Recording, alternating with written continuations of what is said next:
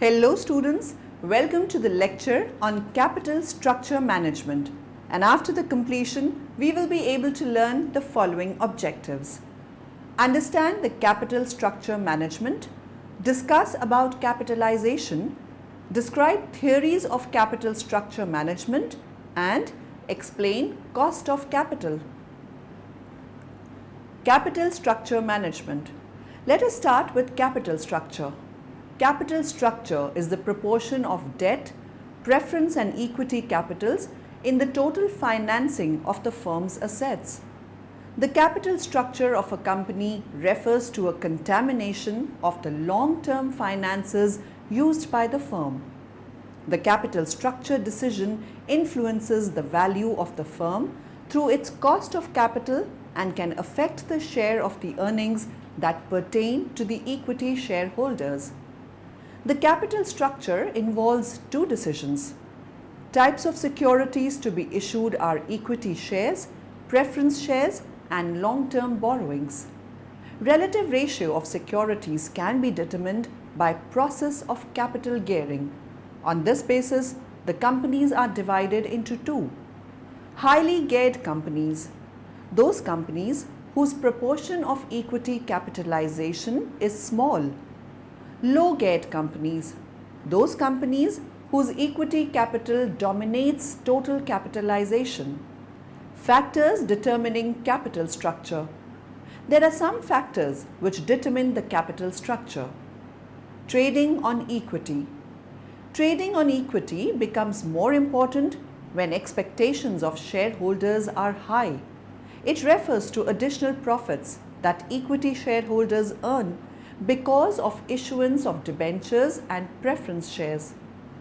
Degree of control. In a company, it is the directors who are so-called elected representatives of equity shareholders. Flexibility of financial plan. In an enterprise, the capital structure should be such that there are both contractions as well as relaxation in plans. Debentures and loans can be refunded back as the time requires. Choice of investors. A capital structure should give enough choice to all kind of investors to invest. Capital market condition. In the lifetime of the company, the market price of the shares has got an important influence. Period of financing. When company wants to raise finance for short period, it goes for loans from banks and other institutions, while for long period, it goes for issue of shares and debentures. Cost of financing. In a capital structure, the company has to look to the factor of cost when securities are raised.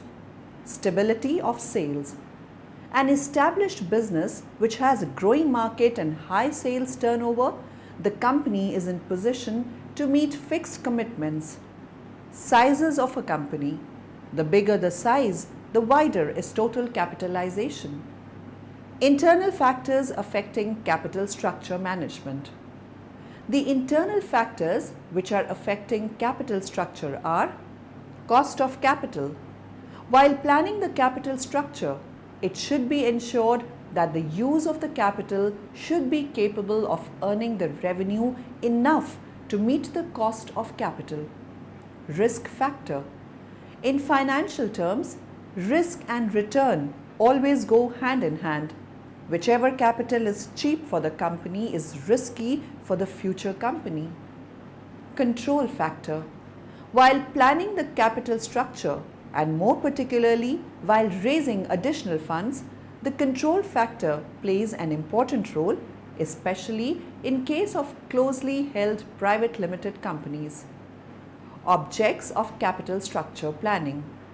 While planning the capital structure, the following objects of the capital structure planning come into play. To maximize the profits of the owners of the company, to issue the securities which are easily transferable, to issue the further securities in such a way that the value of shareholding of the present owners is not affected. External factors affecting capital structure management. The external factors which affect the capital structure management are General economic conditions. While planning the capital structure, the company needs to consider the general conditions existing in the economy. Behavior of interest rates. While planning the capital structure, the company may be required to take into consideration the likely behavior of interest rates in the economy. Policy of the lending institutions. If the policy of the lending banks or financial institutions is too harsh or rigid, it will be advisable not to go for borrowed funds. Taxation policy. Taxation policy as a factor affecting the capital structure decisions needs to be reviewed from the angle of the company as well as the investor. Statutory restrictions. The statutory restrictions prescribed by the government and various other statutes are required to be taken into consideration before the capital structure is planned by the company. General factors affecting capital structure management. The general factors affecting capital structure management are constitution of company. While deciding about the capital structure, the constitution of the company plays an important role. Characteristics of company. Characteristics of the company in terms of size, age and credit standing play a very important role in deciding capital structure. Stability of earnings. If the sales and earnings of the company are not likely to be stable enough over a period of time and are likely to be subject to wide fluctuation, the risk factor plays more important role and the company may not be able to have more borrowed capital in its capital structure as it carries more risk. Attitude of the management. If the attitude of the management is too conservative, the control factor may play an important role in capital structure decision. Capitalization. Capitalization comprises of share capital, debentures, loans, free reserves, etc. Capitalization represents permanent investment in companies excluding long-term loans. Capitalization is generally found to be of following types: normal, over, under. Overcapitalization. Overcapitalization is a situation in which actual profits of a company are not sufficient enough to pay interest on debentures, on loans, and pay dividends on shares over a period of time. Causes of overcapitalization are high promotion cost, purchase of assets at higher prices, a company's flotation and boom period, inadequate provision for depreciation, liberal dividend policy, overestimation of earnings. Effects of overcapitalization on shareholders. Since the profitability decreases, the rate of earning of shareholders also decreases. On company, because of low profitability, reputation of company is lowered. On public, an overcapitalized company has got many adverse effects on the public. Return on capital employed is low. This gives an impression to the public that their financial resources are not utilized properly. Undercapitalization. An undercapitalized company is one which incurs exceptionally high profits as compared to industry. An undercapitalized company situation arises when the estimated earnings are very low as compared to actual profits. Causes of undercapitalization are low promotion costs, purchase of assets at deflated rates, conservative dividend policy, flotation of company in depression stage, high efficiency of directors, adequate provision of depreciation, large secret reserves are maintained. Effects of undercapitalization on shareholders. Company's profitability increases, market value of share rises, financial reputation also increases. Shareholders can expect a high dividend. On company, with greater earnings, reputation becomes strong. Higher rate of earnings attract competition in market. Demand of workers may rise because of high profits. On society, with high earnings, high profitability, high market price of shares, there can be unhealthy speculation in stock market. Secret reserves are maintained by the company, which can result in paying lower taxes to government. Theories of capital structure management. There are 4 basic capital structure theories. They are net income approach, net operating income approach, Modigliani-Miller approach, and traditional approach. Net income approach. Net income theory was introduced by David Durand. According to this approach, the capital structure decision is relevant to the valuation of the firm. Assumptions of NI approach. There are no taxes, the cost of debt is less than the cost of equity, the use of debt does not change the risk perception of the investors. Algebraically, the relationship between the cost of equity, cost of overall capital and debt equity ratio are explained as follows. KE is equal to KO plus in brackets KO minus KI bracket close B upon S. KE cost of share issuance, K capital cost and T tax. Net operating income approach. Net operating income approach was also suggested by Durand. This approach is of the opposite view of net income approach. This approach suggests that the capital structure of decision of a firm is irrelevant and that any change in the leverage or debt will not result in a change in the total value of the firm as well as the market price of its shares. Features of NOI approach. At all degrees of leverage, debt, the overall capitalization rate would remain constant. Value of equity is equal to total value of the firm minus value of debt. Cost of equity increases with every increase in debt and the weighted average cost of capital WACC remains constant. Modigliani-Miller approach. It favors the net operating income approach and agrees with the fact that the cost of capital is independent of the degree of leverage and at any mix of debt equity proportions. Basic propositions of approach. At any degree of leverage, the company's overall cost of capital KO and the value of the firm V remains constant. The cost of capital KE equals the capitalization rate of a pure equity stream and a premium for financial risk. The minimum cutoff rate for the purpose of capital investments is fully independent of the way in which a project is financed. Assumptions of approach. Capital markets are perfect.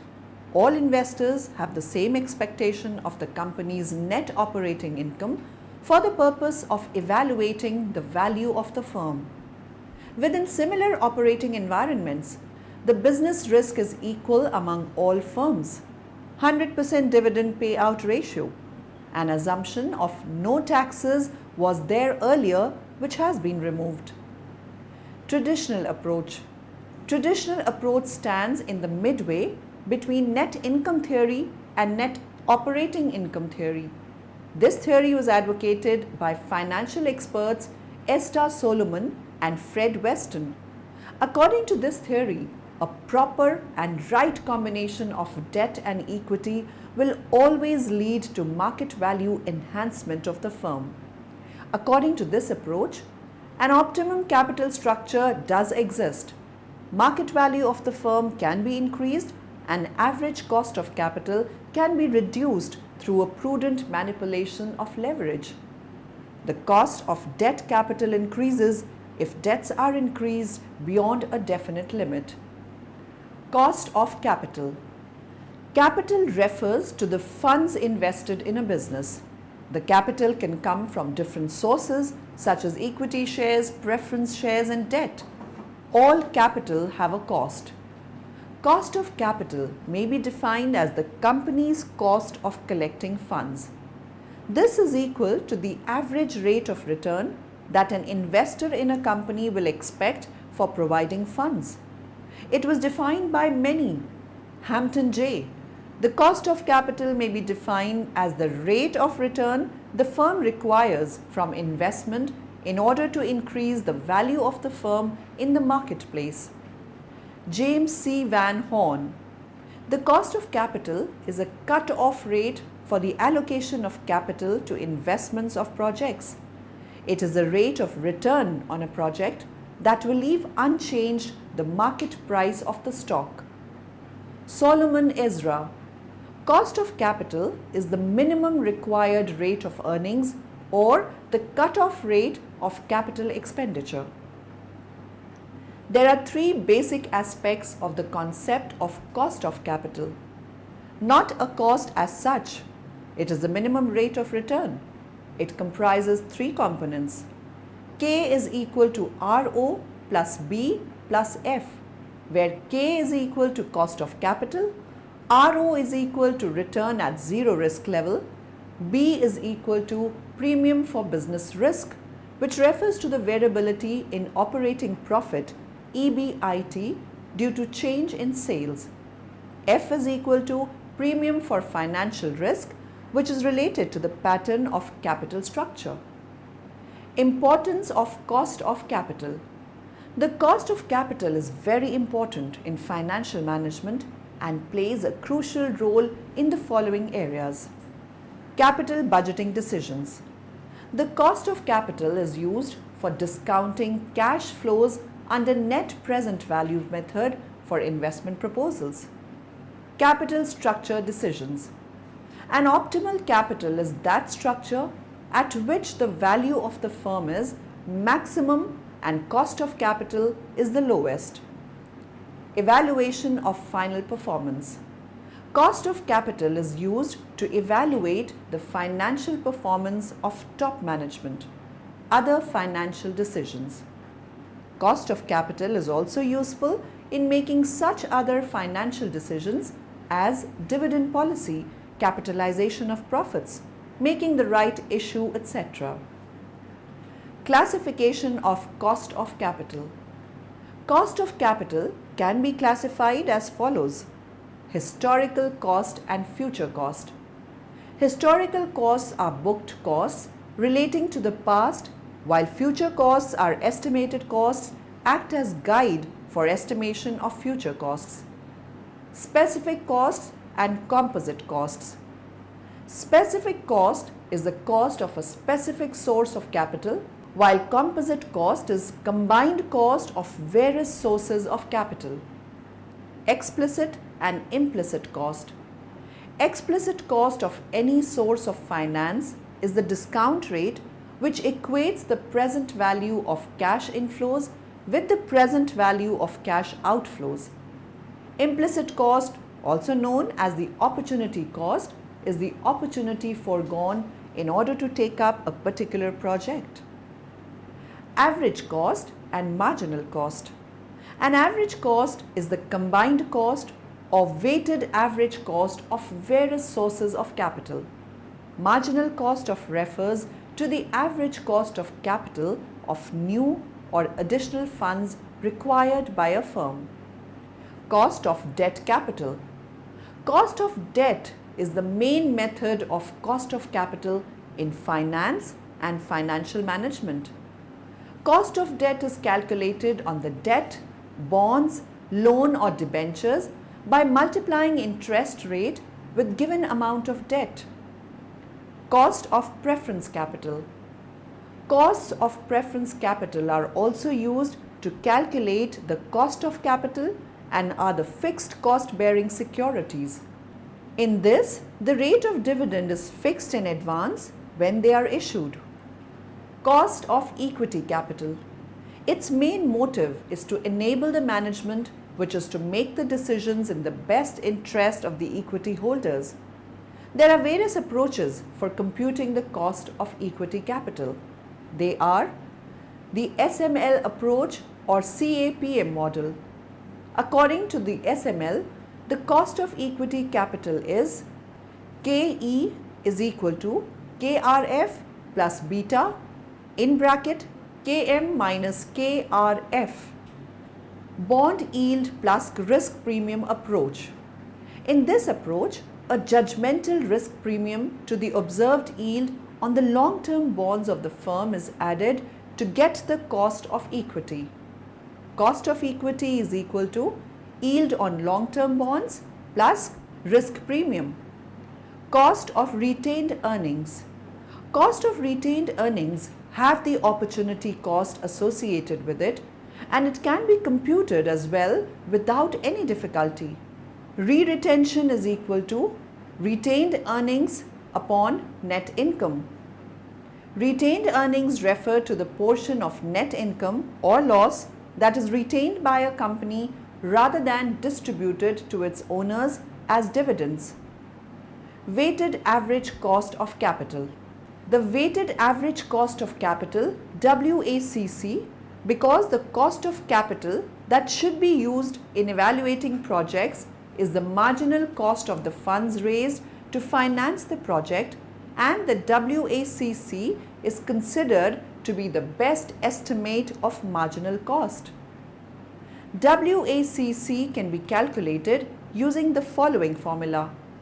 WACC is equal to KEG bracket open E upon bracket open E plus T bracket close plus KD bracket open 1 minus T bracket close bracket open D upon bracket open E plus T bracket close, where KEG is equal to the cost of equity in the GED company, KD is equal to the cost of debt before tax relief, E is equal to the market value of the company's equity, D is equal to the market value of the company's debt, T is equal to the rate of corporation tax applicable to the company. Summary. Now in the end, let us summarize what we have learnt in this lecture. The term capital structure refers to the percentage of capital, money at work, in a business by type.